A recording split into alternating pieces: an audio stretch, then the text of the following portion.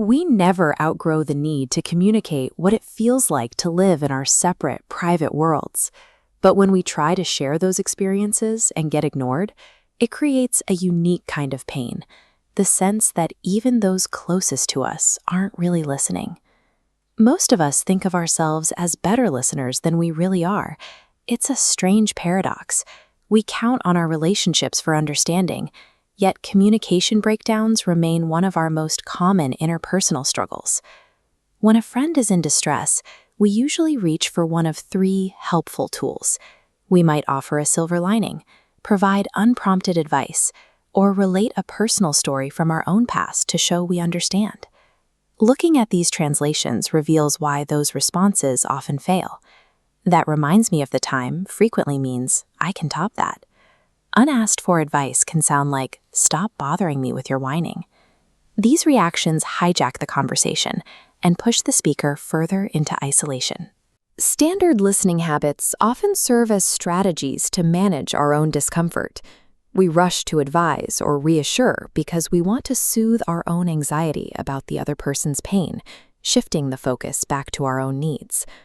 To fix this, we have to look past our external habits and examine the internal mechanics of how we process information. Every conversation involves two distinct filters of meaning. The first filter is the speaker's clarity, the intent of the person trying to be heard. The second belongs to the listener. The message must penetrate a dense barrier of their own agendas, expectations, and emotional baggage. As this source describes, the primary force powering that barrier is emotional reactivity. It's like throwing a switch. Instead of a clear signal, you get the static of anxiety, which blocks any real understanding. You see this in how a simple question, like, "Have you taken out the garbage yet?" can trigger an immediate defensive flare-up. The static takes over before the content of the message even registers. We flare up because we aren't reacting as mature adults. We are responding as subpersonalities, fragmented residues of past relationships that wake up the moment they feel threatened. Criticism activates the subpersonality of the insecure child. This internal reaction triggers a defensive state that makes it impossible to hear what was actually said, regardless of the speaker's intent. In these moments, we aren't really arguing with the person in front of us. We are arguing with the ghosts of our unresolved emotional history. Breaking these patterns is possible because personality is dynamic, not fixed.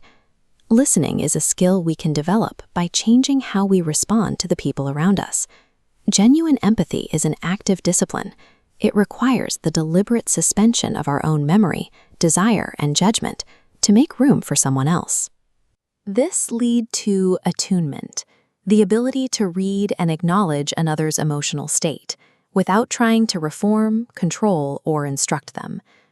To achieve this, we have to identify our own reactive subpersonalities as they arise and consciously relax them in real time, preventing our own internal noise from drowning out the speaker. Disciplined empathy is often silent. Unlike sympathy, which relies on gushing or cheering up, an empathetic response follows the speaker, encouraging them to go deeper into their own experience. This requires an intentional loss of control.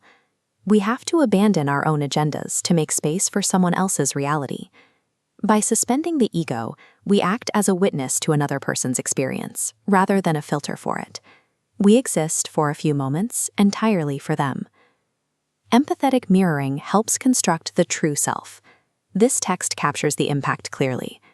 Listening shapes us. Lack of listening twists us. Submerging the self to understand another's reality does not mean losing your identity or surrendering your own arguments. You are simply putting your own needs on hold to ensure the other person is heard. This creates mutuality. Shared understanding bridges the space between us, allowing our separate experiences to feel fuller. This act of attention transforms I into we.